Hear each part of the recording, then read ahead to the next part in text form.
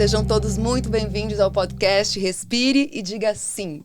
Muito prazer, eu sou a Carolina Mânica, eu sou atriz e também sou apresentadora deste podcast. Todas nós temos um momento da nossa vida em que temos que dizer sim.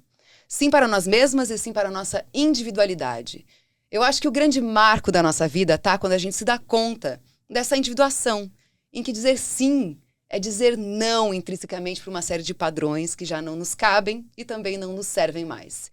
Esse podcast é sobre isso.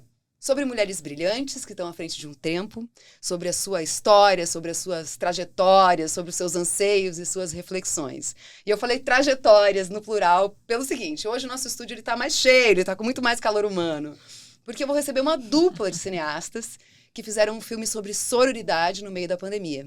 São elas, a brasileira Fernanda Pessoa e a mexicana Chica Barbosa. Muito bem-vindas. Olá. Oi, Carol. Que Prazer bom estar aqui. Obrigada por receber a gente aqui no podcast. Obrigada, estou bem feliz. Eu assisti o filme de vocês, é incrível. É um documentário, né? E eu achei muito interessante que ele tem essa troca, né? Essa troca entre mulheres. Sim. E ele tem essa proposta em falar sobre a troca entre mulheres, sobre sororidade, né? Sim.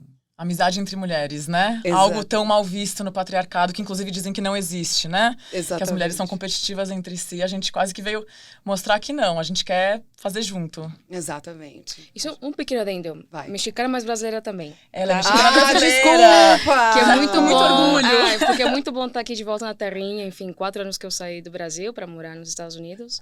E voltar, enfim, esse ano para o lançamento. Bom, estive aqui ano passado, porque o filme estreou como filme de abertura do Olhar de Cinema, no Festival Olhar de Cinema. Mas muito bom estar aqui de volta depois de 1 ano e meio, enfim, na terrinha, para lançar o filme no cinema. Que bom, a gente que fica feliz com esse retorno. Meninas, eu sempre começo assim o podcast com uma pergunta, né? Que é a pergunta que deu origem assim ao podcast, né? Que é o título.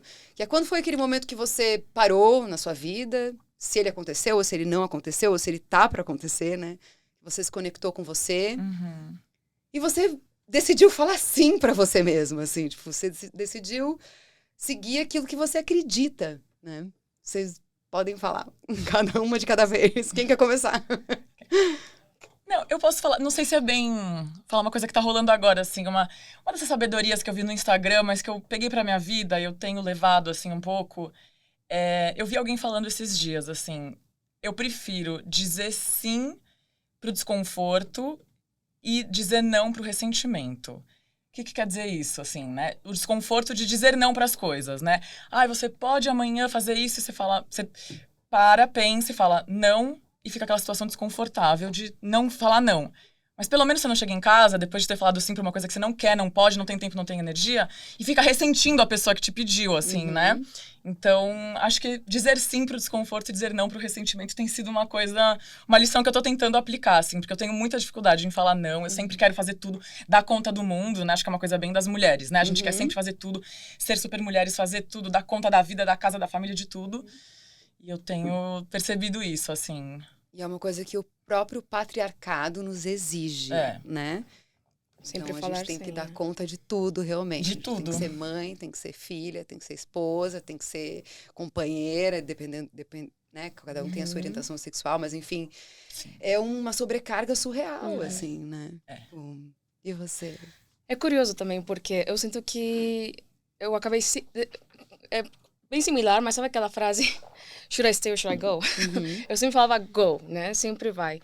Eu sinto que até falei sim para demais coisas, assim, sem pensar nas consequências, sem pensar que era melhor ter um foco. Acho que eu sempre fui muito essa coisa de aventureira, de foda-se se for algo que me arrependa ou que me leve para muito longe, vou fazer. Acho que eu sempre me dei liberdade para experimentar, assim, e realmente me colocar nesse lugar de desconforto, sabia? Acho que vem de uma criação, inclusive, do meu pai, assim, de ser muito nômade, não só de território, mas de experiências, né? Porque acho que nas adversidades você encontra alternativas que te façam, enfim, né? Criar, enfim, outras possibilidades de vida também.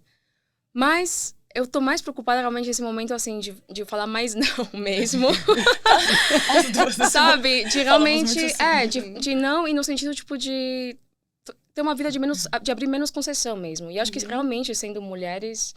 a gente tem decisões, assim, principalmente na nossa idade hoje em dia, né? Já somos 30 e poucos anos, não vou ser específica. Mas, geralmente, de ter uma exigência de tomar decisões de vida, assim, né? E talvez a gente abrir isso, deixar mais aberto mesmo. Acho que é isso, não abrir concessões. Posso comentar uma coisa só? Um sim que foi muito importante foi o seu sim ao meu convite pra fazer o filme. Sim, mas não tinha como falar, não. Não tinha como falar, não. Esse sim é o mais importante. Pra mim, o seu sim mais importante é esse. Sim, e não tinha como falar, não, né? Imagina, um momento como aquele, acho que... nossa, foi um convite delícia, assim, no momento que, enfim, não era só, né, o início da pandemia, né, global, mas eu tinha acabado de chegar num país novo. A gente tem uma amizade, enfim, de muitos anos, eu e a Fernanda, desde 2015. Quando, enfim, a gente se conheceu como diretoria colegiada da ABD, da Associação de Documentaristas e Cortometragistas. Então, o cinema e política era sempre uma coisa muito em discussão entre as duas. Que legal. Mas aí, enfim, só nesse momento que a Fernanda me liga e fala: amiga, tô te mandando um livro aí e vamos fazer um Zoom para conversar. Que legal. Isso foi no meio da pandemia, né? No comecinho da pandemia, na verdade, assim. Foi naquele primeiro mês em que rolou uma suspensão temporal, assim, tipo março, que a gente não sabia quanto tempo ia durar. Os trabalhos todos pararam, então a gente ficou em casa, não podia nem sair, assim, né? Até ir no mercado dava medo. E foi nesse momento, assim, tinha esse livro, um livro da Robin Bletz, que chama Women's Experimental Cinema, né? Cinema Experimental de Mulheres. Que legal. Que eu queria muito ler, fazia um tempo. Mas aí eu não queria fazer sozinha, assim, não queria ficar eu mais isolada ainda, né? Eu já tava isolada. E aí eu pensei na Tica, mandei pra ela um PDF e falei... Mas a ideia inicial era vocês, tipo, lerem juntas, assim, o livro. Ler e seguir a ordem, porque é um livro que são 16 artigos sobre 16 mulheres do cinema experimental. Cada artigo sobre uma delas. Então, a ideia era seguir a ordem do livro e a gente se comunicar só por videocartas, mas cada uma inspirada por uma mulher, seguindo a ordem do livro. Então, lê o capítulo sobre a cineasta, manda uma carta, vê os filmes da cineasta, né? Pesquisa a cineasta, vê os filmes da cineasta, manda uma carta. Aí ela me responde com o segundo capítulo. Aí eu respondo com o terceiro capítulo. Ela me responde com o quarto. Sim. Então, esse foi o começo, assim, né? Já iniciou com uma provocação, assim, de misturar teoria e praxis num experimento entre as duas mesmo, né? A gente sempre teve muito interesse por cinema experimental. Acho que, por mais que a gente tenha trajetórias, assim, distintas, né, de alguma forma, sempre tivemos intenção de explorar um cinema não convencional, ou, enfim, experimentar a linguagem do cinema, né, fora dessas normas, né, hegemônicas do cinema. Mas acho que tinha uma especificidade de que tínhamos muito interesse em adentrarmos num cinema feito por mulheres, né? Sim. A gente vinha de um universo que, mesmo na diretoria... O cinema tem essa característica, né? Sempre um universo muito masculino, porque né? vocês até falam no filme, né? Tipo, vocês falam isso, né? Não tô viajando, não foi uma coisa que eu pensei. Com certeza vocês falam. Sobre as mulheres que fazem cinema e sobre os companheiros delas. Viver as sombras o quanto eles têm mais reconhecimento do que essas mulheres que fizeram cinema também. Porque várias dessas cineastas... Como elas têm mais espaço. Várias dessas cineastas, elas tinham companheiros homens que são mais conhecidos do que elas. E mesmo dentro do cinema experimental, tem muita mulher produzindo, porque é um cinema mais barato, né? Então as mulheres conseguem ter dinheiro para fazer, né? Porque os grandes orçamentos ainda estão muito restritos aos homens, principalmente nessa época que começa aí a vanguarda norte-americana, ali nos anos 70. Mas os homens são mais conhecidos, né? Os cânones são masculinos, são um ou outro nome feminino que a gente sabe. E aí a maioria dessas mulheres produzindo ficam aí nesse submundo do cinema experimental, né? Ainda que já é um nicho, né? Já ainda é um por nicho. cima. Uhum. Então, veio muito dessa vontade, assim, de resgatar essa história, que foi muito apagada, né? Foi muito renegada também, historicamente, enfim. Não só o cinema experimental, o cinema como geral, mas era uma forma de resgatar essa história, essa bibliografia e essas referências, né? Que a gente não tinha. A gente, quando viu esse livro, percebemos que apesar de estudarmos cinema e nos adentrarmos muito procurando vocês não estavam apropriadas dessas histórias, né? Não estavam apropriadas dessas potências, né? Na verdade. Porque não tinha acesso. Porque é um pouco isso que acontece, né? Uma das ferramentas é realmente apagar um pouco, né, as mulheres. Né? Tipo, eu acho que as pessoas ouvem isso e falam assim, lá vem aquela feminista louca falando a mesma coisa sempre. Mas é real, né? Quando você começa, tipo, a a ver na prática, no dia a dia, a forma como as coisas são, é um sistema que vai apagando, assim, né? Tipo, E não faz muito tempo que a gente começou a olhar para esses filmes, né? Alice Guy Blaché, Germaine Dulac, que são essas mulheres ali dos primeiros 30 anos do cinema. Só agora estão tendo as obras revisitadas, os textos traduzidos, né? Os arquivos abertos, assim, é muito recente. Há 5 anos atrás, a gente mal falava de Alice Guy Blaché, assim, né? Sim. Que é a pioneira, né? Que inventou, né? Mas é uma das pioneiras do cinema narrativo, né? Assim, então...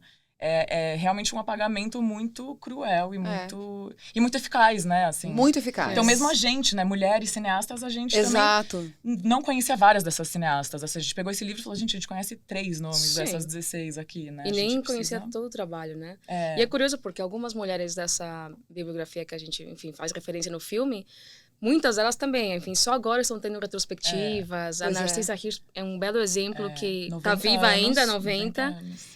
E, enfim, ela tá achando uma piada, assim, tipo, agora tá fazendo retrospectiva no mundo inteiro, tipo, não só na Europa, na América Latina. Eu tô rindo, assim, mas é de nervoso, na verdade, nervoso, sabe? exato. Porque, assim, é muito constrangedor, né? Só agora que a gente tem as pautas e que a gente pode, talvez, existir, se colocar como artistas criadores e não mais como um fetiche da indústria, né? Exato. Porque eu sou atriz, por exemplo, então... eu vendo o filme de vocês, eu vejo que vocês se expõem bastante, assim, no filme. Só que a forma como a câmera é colocada em vocês, que são vocês que estão colocando aquela câmera, é uma outra forma, né? Eu, como trabalho muito com isso, tenho um pouco o olhar um pouco para entender um pouco isso, assim. Claro. Né? Então, a forma como vocês filmam a exposição de vocês é outra forma de se filmar. Uma das minhas cartas era inspirada pela Caroline Schneemann, e a Caroline Schneemann se expõe muito o corpo, né? Ela é uma das mais radicais nesse sentido. Ela responde ao Stan Brakhage, que é o pai do cinema experimental, com um filme que é um pornô com película pintada. Aí eu falei, tá... pornô, acho que eu não dou conta. Vou aqui no meu limite. Mas aí eu tive que ir até onde eu vou na exposição do meu corpo, né? Assim, eu achei que era necessário de alguma forma. E é engraçado, porque no começo eu achava... Aí falei, meio banal isso, né? Uma mulher branca, meio padrão, assim, né? Nossa, eu me pelada muito com na você. frente da câmera. Tipo, que besta, tipo... Só que quando eu filmei e me vi, assim, com esse olhar distanciado da câmera, eu falei, nossa, tipo... Que diferente, assim, me ver meu corpo por ângulos que eu não vejo, né, assim, o cachorro olhando pra baixo. Eu nunca tinha me visto, assim, daí eu, nossa... Sim. O cachorro olhando pra baixo é uma postura de yoga. Só uma postura quem tá ouvindo pra entender. Uma vez só que um cachorro tá olhando pra baixo. É uma postura, não, o cachorro é uma postura de yoga. Você se filma no filme, né? Eu me filmei fazendo algumas posturas do yoga. Nua, mas assim, super recortado, né? E tem todo um tratamento. Não tem nada de erótico, assim, né? Pra mim, é totalmente... E até tem, eu acho até tem, assim, mas é muito um erotismo da tua própria lente, né? Exato, não é um fetichismo, né? Não é o male gaze, né? O olhar masculino. O erotismo, ele assim. é legal, entendeu? O que não é legal é a objetificação da gente, né? Exato. Isso não é legal, entendeu? Isso não é legal, o que isso faz a gente se esconder. Não sei, eu passei muito tempo me escondendo. E uma das coisas que é esse programa aqui que eu acabei fazendo, que foi no meio de uma pandemia, assim, que eu... muito tempo, assim, passei escondendo as coisas que eu pensava, passei escondendo o meu corpo, passei escondendo, né, porque eu tinha, vou chamar muita atenção se eu ficar assim, se eu usar não sei o quê, se eu usar... Eu falei assim, gente, mas eu tô com 40 anos, eu vou ficar quanto tempo mais me escondendo, entendeu? Porque eu tô com medo do quê? Do patriarcado me julgar, né, do olhar do olhar do quê, sabe? Eles vão me olhar. Porque se eles me achar bonita, eles vão me olhar desse jeito também, entendeu? Não tem muito o que fazer. Não tem como controlar o olhar do outro. Eu acho que teve 2 processos muito interessantes, assim, agora que a Fernanda deu esse exemplo, enfim, te ouvindo falar sobre isso também. É que, por um lado, é isso, a gente também passou por um processo de não se olhar mais como 2 amigas conversando e se olhar como personagens de um filme, né? E acho que esse processo de você se olhar como personagem, pelo menos bom, pra você já tinha feito um filme similar, assim, de pessoal, mas é diferente você colocar um corpo, se expor assim, dessa forma. Mas eu acho que isso foi o mais interessante também, assim, era uma provocação que era vinda de outras mulheres antes de nós, né? Sim. Que, enfim, elas usavam o erotismo, o corpo, já com uma intenção bem política, né? De mostrar, enfim... Sim. O íntimo como político também. E aí, a segunda, enfim, acho que a consequência disso também nesse processo é que quando eu via esse resultado da Fernanda, ou essa provocação, né, em imagens, eu tinha que responder à altura também. Sim, eu achei lindo que você falou, nossa, que bonito ver o seu corpo, né, a imagem do seu corpo. Você fala algo assim, não vou saber as palavras exatas, né? É lindo, é super bonito. Eu tenho decorado essa parte. Eu achei muito emocionante. Que forte, né? Que forte. É muito boa. Tem muitas coisas que permanecem muito presentes nesse filme entre as duas, assim. Mas e entre quem assiste também, porque eu guardei várias coisas. Outra coisa que eu guardei foi, eu até escrevi pra eu não errar, que você fala uma mulher dentro de outra mulher, dentro de outra mulher, dentro de outra mulher, dentro de outra mulher. E é isso, né, gente? Sim. É logo no início isso. Essa filiação. Né? É nessa carta mesmo, da Caroline Schneemann. Na verdade, isso é um trechinho de uma música da Letrux, sabia? Ah, é? A Letrux veio aqui. Eu sei, então, eu vi. Acho que uma das últimas convidadas, né? Eu vi. Continuar pra ver o filme. É um poema da Letrux, que tá... esqueci agora em qual CD que tá, mas é um poema dela, assim, que pra mim fazia muito sentido, porque eu tô falando ali, né, da minha mãe, dessas mulheres que vieram antes. E a gente também, dentro dessa história do cinema experimental, né? Eu acho que tem a ver com isso, assim, também. Não só as mulheres que vieram antes da gente, né? Numa linha genealógica mesmo, mas as mulheres que vieram antes da gente e lutaram muito por essa história do cinema experimental, né? Que ousaram, que experimentaram, que batalharam por um lugar.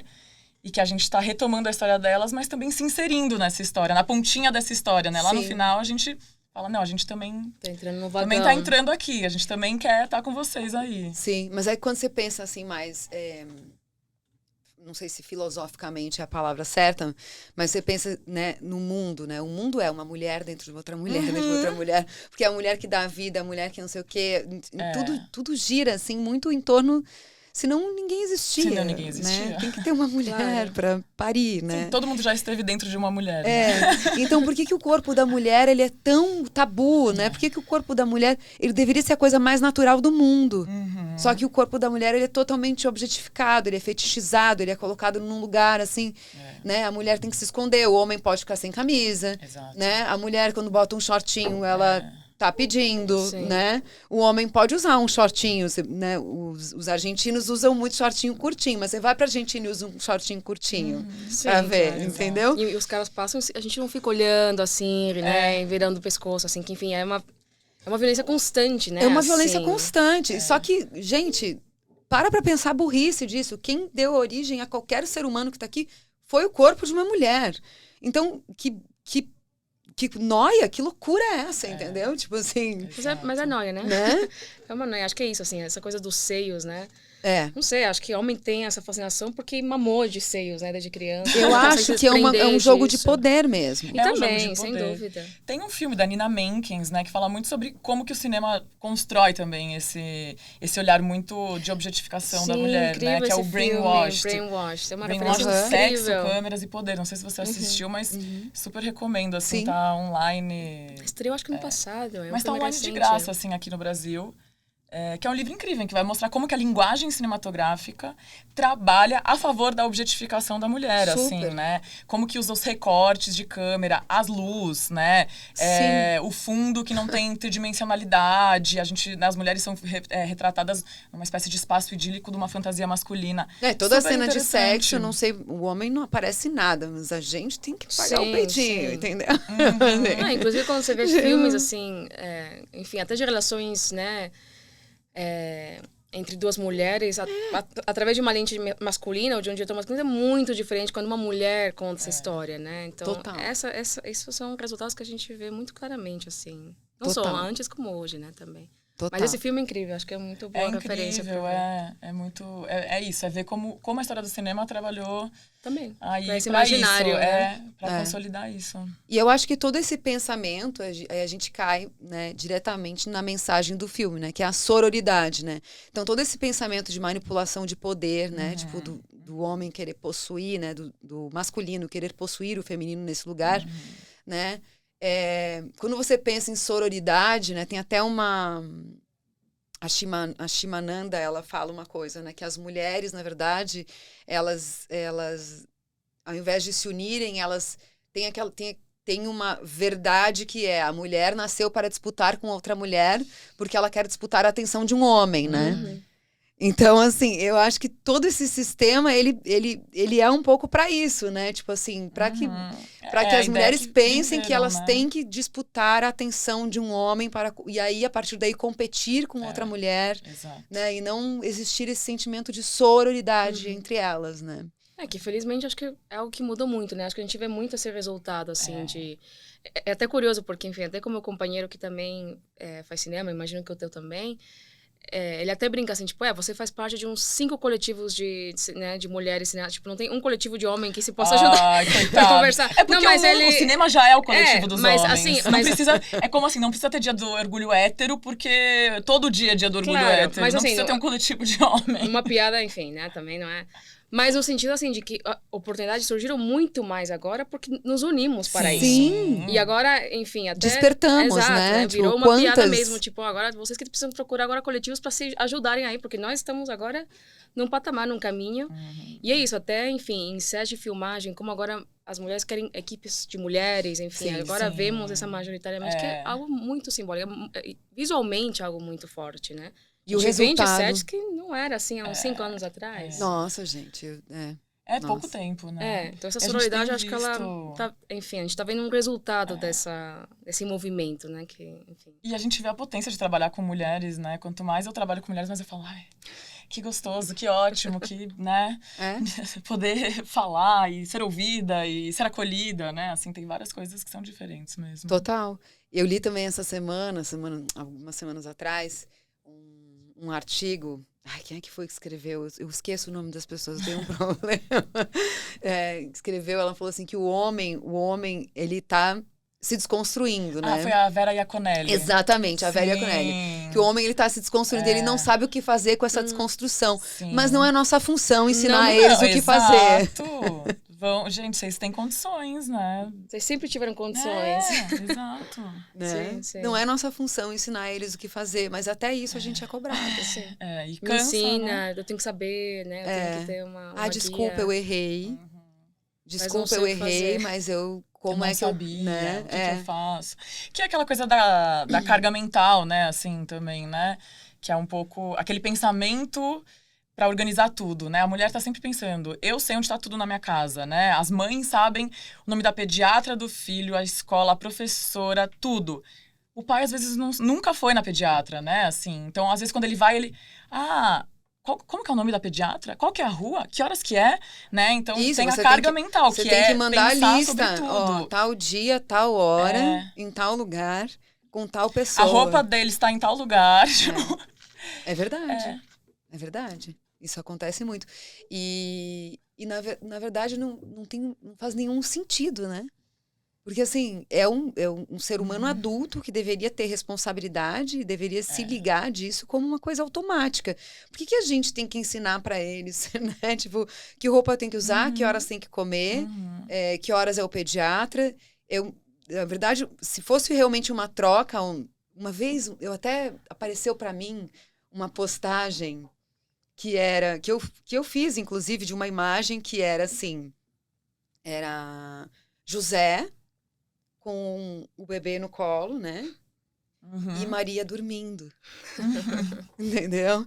E aí eu li que eu escrevi embaixo, se essa imagem, se a imagem fosse realmente essa, quantos casamentos não seriam diferentes, né? Nossa, total. Porque eu escrevi isso, claro, né? Mas realmente... Porque todas as imagens que vêm pra gente é sempre a mulher na função de cuidar, a mulher na função de preparar para o homem, a mulher na função... E aí, quando a gente se liberta e começa a ter o nosso espaço, né, e lutar pelas nossas coisas, e conquistar o mercado de trabalho, a gente, além de conquistar o mercado de trabalho, além de ser uma das provedoras da casa, além de fazer todos esses papéis que seriam novos, né, dentro de uma concepção patriarcal, a gente não pode deixar de fazer os outros papéis. Sim, eu acho que esse termo de desconstrução também tem que vir, né, dessa figura da mulher que, enfim, esse lugar sacro que nos colocaram, né, desde, enfim, essas imagens aí. Se a gente for falar de religião, então, vixe, né, vai para vários outros lados complicados. Sim. Mas também tem isso, assim, de desconstruir mesmo essa imagem de que não somos todas, né, não é essa imagem sagrada, não todas temos um apelo maternal, não todas temos essa ambição sequer. Exatamente. Isso é muito importante É um falar, processo também. né? Isso também é um processo, né? E eu vejo que no filme vocês também entram um pouco nessa questão da maternidade, né? Bastante, assim. Falamos E- muito até sobre isso, assim, na vida pessoal. Acho que no filme acabou... As figuras das nossas mães aparecem. Exato, ali, né? através De das alguma figuras das forma, mães, Sim. né? Eu vejo, assim, Muito que... distintas. Aham. Mas, Nessa oposição, mas como elas são assim, presentes né? muito também, né? Nesse imaginário de ver essa imagem perfeita da nossa mãe, da nossa, né? Nossa origem, enfim. Entender que não, Essa que é uma figura pessoa, idealizada, que é uma né? pessoa que pode ter todos, né, os defeitos também do mundo. E tudo bem, que, né, pode ser assim também. Exato, exato. Porque tem uma coisa que eu penso assim, vocês falaram já de sexo com a mãe de vocês? Assim, quantas mulheres já falaram de sexo com a Ai, mãe? gente, eu tenho uma... Eu vou contar uma história. Ano passado eu me separei, comprei pela primeira vez um vibrador, e daí comprei um sugador de clitóris. E contei pra minha mãe. Também não Falei, o sugador é Adorei. maravilhoso Por sinal, e tal. E tá no filme, né? A irmã da Tica presente mostra. no filme. Acho que foi até daí, assim. Eu comecei a ver e falei, nossa, olha que interessante e tal. Comprei um sugador e contei pra minha mãe. Ela, ai, que legal. Aí eu dei pra ela um sugador. Ela vai me matar se eu tirar foto. Sim, com certeza. Eu dei pra ela, ela nem usou, mas eu dei pra ela um sugador, assim. Então a gente... Faz pouco tempo que a gente começou a falar sobre essas coisas, assim. Acho que a gente conseguiu agora começar a falar algumas coisas, assim. E é legal, porque é isso, você vê que é isso. Ela tinha uma vida antes de ser minha mãe, né? Sim. Ela é uma Sim. mulher, ela tinha, né, todas as necessidades, as vontades do mundo ali também. Ela não é só minha mãe, né? Então... Sim. Mas tem uma questão muito que é isso. Nossas mães vêm de uma geração onde sexo, enfim, era tabu ainda, né? Não se Isso. falava, ou elas não podiam assumir que elas tinham uma vontade erótica, assim, né? Sobre sexo. E com minha mãe é curioso, porque eu vejo uma mulher muito presa numa imagem que meu pai, como um homem mexicano, enfim, eles não vão ouvir isso aqui, graças a Deus, mas um homem que culturalmente conservador nesse sentido. Eu lembro que ele se sentiu arrasado quando eu descobri quando eu era mais virgem, que ele me viu no apartamento do meu namorado, ele entendeu que, né, provavelmente eu não era mais virgem, foi assim... O Como impacto, assim, né? Filho Ele ficou imaculado. chateado, tive que ir lá falar com ele e tal. Enfim, a minha mãe ficou muito nessa, acho que embaixo dessa sombra, assim, do conservadorismo cultural do meu pai, de o sexo ser uma questão, né, assim. E aí, com o tempo, enfim, quando chegava a falar sobre essas coisas com minha mãe, eu vi um brilho até no olhar dela, sabia? Sim, uma libertação. Uma libertação, até uma vontade, assim, uma animação mesmo, assim, de querer falar isso. E eu vejo quanto... Ela tem um erotismo bem forte, viu? Mas está completamente suprimido. Há anos, décadas. Sim. E que pesado, né? Que pesado, enfim, você suprir algo tão natural, algo tão belo que é, né? Enfim. Porque é uma questão quando você vira mãe também, isso. É uma questão, Eu imagino, assim. só imagino.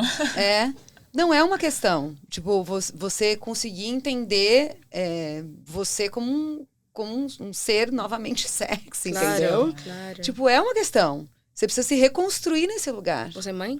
Eu sou mãe. E aí eu fiquei... Quando eu vi o filme, né? Quando eu vi o filme, vocês falando com as mães e falando sobre as mães... Eu imaginei que vocês não eram mães. Né? Eu até falo, né, assim, eu tenho a idade que minha mãe me tinha quando me teve e não me imagino, assim. E não me imagino mãe, né? Mas conta, o que você achou, assim? Porque eu adoraria saber, assim, tua impressão disso, assim, das relações das mães ali. Não, que eu achei interessante também vocês... porque, por exemplo, eu como sou mãe...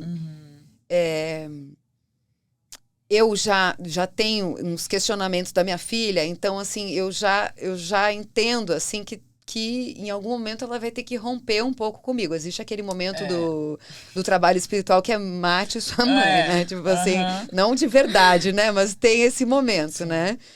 E eu acho que a maternidade, ela traz isso um pouco pra mulher, assim, não que quem não é mãe não tenha isso, porque eu acho que eu vejo que vocês passaram por esse processo no filme. Que a gente tem que entender que as nossas mães também são pessoas e elas não vão ter os mesmos ideais que a gente, entendeu? E que a gente vai odiar os ideais delas, né? Mesmo quando a gente for mais velha. E aí tem uma culpa, né? Que vem uma culpa junto com isso. Nossa, mas como é que eu tô pensando isso da minha mãe, né? E aí eu, como já sou mãe, assim, eu já penso que a minha filha vai ter tudo isso, entendeu? E eu tenho uma amiga que fala, eu falo assim, meu Deus do céu, e agora? Será que ela vai ficar com algum trauma disso? Minha amiga fala assim, não, Cacá, relaxa, existe terapia, você não faz terapia? Eu falo, faço. Você não fala um monte da sua mãe? Falo. Ela também vai falar de você. Então eu acho que a maternidade, ela te dá na prática um pouco isso, né? E, bom, até fugi um pouco do que eu tava Não, falando. mas acho que tem muito a ver, porque isso... tanto é que eu tenho essa relação com a minha mãe, exponho ali, né? Uma decepção, enfim, né, uma dor que queria muito que fosse diferente, né? Essa admiração de uma mãe que... Enfim, eu perco a admiração de uma mãe e vejo ela como uma pessoa que eu não gosto muito, né? Nesse sentido. E aí, com a resposta da Fernanda... eu recapitulo isso, sabe? Eu processo isso de uma outra forma, assim. Eu acho que foi um belo exemplo, assim, de compartilhar isso com uma amiga e ela me responde, tipo, não, olha, mas eu entendo, né? Mas você precisa entender que você está tendo essa imagem idealizada da nossa mãe, que não, ela é uma pessoa e vai errar também. Aceita isso, né? Tipo, aceita isso como uma pessoa. É muito forte essa parte também. Enfim, o filme é todo incrível, gente. Eu amei. Agora, deixa eu falar pra vocês. Eu busquei no dicionário o conceito de sororidade. É um conceito que, não, na verdade, muitos dicionários não têm ainda, né? E aí eu queria trazer pra vocês, porque eu achei... Eu não quero falar nada agora, vou só ler. Né? Porque teve até num Big Brother que a Manu Gavassi falou, vou votar em sororidade a não sei quem. Tipo, eu comecei a pesquisar sororidade no Google e veio isso como uma dos resultados. Eu achei até interessante, né? Que ela falou assim, vou votar em sororidade ao fulano. Aí o fulano, que era um homem, falou assim, mas o que é sororidade? Nossa, gente. Tipo, agora, né? É engraçado, né? Porque essas palavras, elas entram, assim, nessa cultura pop, cultura de massa, e às vezes elas começam a perder o sentido, né? Assim, empoderamento, que também já virou uma coisa quase que duvidosa, assim, né? Que durante um tempo era super importante, o empoderamento da mulher, e hoje a gente já, né? Essas palavras, às vezes, a gente precisa retomar elas, assim, o sentido delas, pra gente saber do que a gente tá falando mesmo, né? Total. E aí, parece que na época que rolou isso, ele enfim, as pesquisas no Google sobre o que era sororidade aumentaram, tipo assim... É mesmo? Foi um isso movimento. É muito legal. Por causa do Big Brother, entendeu? Tipo, o Big Brother tem essa... Agora tem um papel, né? Ele supre um papel, acho que é importante também. E aí eu fui atrás, né? Aí eu descobri que tem vários dicionários que até hoje não tem um conceito de sororidade, que é uma coisa que não tinha. Também não havia de feminicídio até pouco tempo. Nossa. Não havia. Achei muito... Surreal isso. Surreal, né? Feminicídio não, de verdade? Mas é uma palavra meio nova mesmo, é um conceito novo. Mesmo criminalmente, né? Antes, quando as mulheres eram assassinadas, era só assassinato, não tinha o conceito de feminicídio. Isso, veio depois dessa inclusão no Código Penal aí, enfim. Faz anos, né? Já era pra essa nova linha de cenário já tá incluída, né? Mas interessante. Não, mas ele incluiu, mas não faz anos que no Código Penal tá, né? Não, faz pouco tempo. É recente no Código Penal? É recente no Código Penal. Não, o Código Penal não é recente, mas é que ele vai sofrendo... O termo existe faz pouco tempo no Código Penal. E aí é um agravante, né? Assim, quando é feminicídio, tem um agravante, assim. Antes era só um assassinato normal. E a gente não tinha as estatísticas pra saber, né? Entrava como estatística geral, né? Assim, então a gente não sabia quantas mulheres, quantos homens estavam sendo mortos por homem ou por mulheres. Nossa. Então agora a gente tem essas estatísticas. E até eu tava vendo hoje, tava fazendo a unha, tava passando o jornal e tava mostrando que esse ano a gente teve o caso de violência contra as mulheres aqui em São Paulo, na cidade de São Paulo, e de feminicídio aumentou muito. De violência contra as mulheres é o maior número desde 2018. Nossa, porque é interessante isso pra mim, porque no México eu sinto que é um termo tão, sabe, tão falado há muito tempo, né? Enfim, temos cidades que viraram cidades fantasmas, onde quase que é uma, né, parece que tem uma maldição, assim, contra mulheres. Então, me parece surreal, assim, que não seja um termo, né, oficial, assim. Mas o Brasil, ele tem um pouco isso, né? Tipo, o Brasil tem essa relação com o corpo, né? E ao mesmo tempo é uma contradição muito grande, porque... tem muita coisa velada, né? Tipo, muita coisa proibida, muita coisa que é tabu, sabe? Muita coisa que não se fala. Ao mesmo tempo, é um país super erotizado, né? Enfim, não é uma crítica ao carnaval que eu tô fazendo, né? Mas, tipo, a gente tem no carnaval, as mulheres saem, né? Tipo, e eu acho ótimo que seja assim. Mas, ao mesmo tempo, assim... Isso tudo é um grande tabu no dia a dia, né? A gente vive um país muito contraditório nesse lugar, né? Muito machista, assim. E eu vejo que em lugares até próximos da gente é diferente, né? A própria relação com a questão do aborto. Sim. Exatamente. Vocês falam também no filme, né? Que também trazemos, claro. Enfim, um tema completamente essencial, assim, né, de termos como pauta. Enfim, agora no Brasil, né? Estamos passando por esse momento aí. Que é muito pertinente também. Bom, mas eu vou falar o conceito, vou ler, tá? Substantivo feminino, Relação de irmandade, união, afeto ou amizade entre mulheres, assemelhando-se àquela estabelecida entre irmãs. É esse o conceito. Sim. Talvez se elabore mais, né? Assim, mas gostei. Porque tem uma coisa muito, assim, né? De irmãs, assim, irmãs mulheres, né? De uma cumplicidade, né? Acho que, enfim, eu tenho uma coisa da minha infância, assim, com minhas irmãs, que é isso, assim, hoje em dia temos uma força muito, né? Das 3 irmãs e achando que talvez esse é o único núcleo familiar mesmo que importa, sabe? É manter e cuidar, assim, e prevalecer, né? E aí isso como não é espelhado entre mulheres que não são irmãs, mas que têm uma, né, uma afetividade assim quase de irmandade, acho que é isso, né? Traz mais força, né? Parece. Sim, e eu acho que essa irmandade entre os homens sempre foi uma coisa constante. Exato, fraternidade já essa é uma fraternidade é um conceito masculina, universal, né? ali já, né? Assim, é isso, a comunidade de homens já é.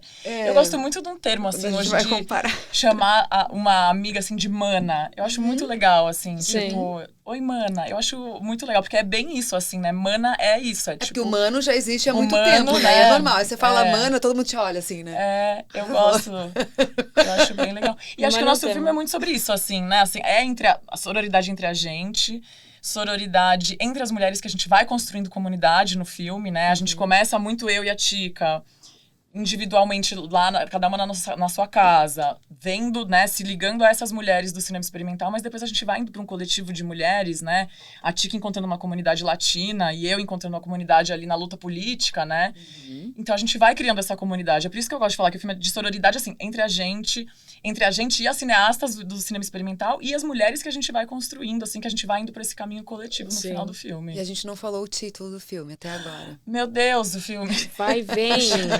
Então, vai e vem. O filme chama Vai e Vem. Tá em cartaz, tá no cinema, né?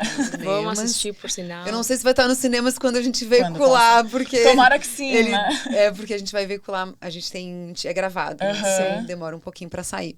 Mas vai estar no streaming, né? Então dá pra assistir. Também já esteja no streaming. Meninas, quer falar mais alguma coisa? Não, era mais assim, essa coisa da solidariedade, enfim, do filme, né, com as mulheres que nos acompanharam durante esse ano de 2020. Mas agora que a Fernanda comentou sobre também, com as mulheres que a gente pesquisou, não podíamos deixar de citar a Paula Gaetan. Que a Ava veio aqui. Que ficamos muito... A Ava veio aqui, filha da Paula. Eu amo a Paula. A Paula é incrível. E que, enfim, ela foi na pré-estreia do filme, viu o filme, gostou, enfim. Agora temos uma relação de solidariedade muito com a Paula Gaetan agora. Ela é maravilhosa. Que, enfim, acho uma cineasta que só agora tá sendo devidamente reconhecida, né? Sim. Um belo exemplo disso. Agora tá tendo pra quem não sabe, a Paula, viúva do Glauber Rocha, né? Enfim, então, mais uma mulher saiba, né? criadora em relação com o homem criador, que, né? Sim, mas até agora no Fruto, enfim, tá lançando filme cada ano. É incrível ver essa força, assim, dela como artista, como mulher. Ela fez um filme sobre a mãe dela, né? Vocês viram esse filme? O Canto das Amapolas. Mas não vi ainda. Muito emocionante. É lindo. Ela falou que quer me mandar o link, mas eu quero ver num telão. Lá em Los Angeles, vou fazer uma exibição lá. Eu vi no telão. Eu vi também, que ver, né? Aqui. Os filmes da Paula tem que ver no telão, levei minha filha, porque minha filha é muito amiga da Uma, que é filha da Ava. Que nós somos comadres, né? Maravilhosa. Nós somos comadres, né? E a Ava veio aqui também. Que legal. Enfim, é tudo uma grande irmandade. Grande irmandade, exato. Mas Paula sempre esteve aí fazendo muita coisa, né? Exato.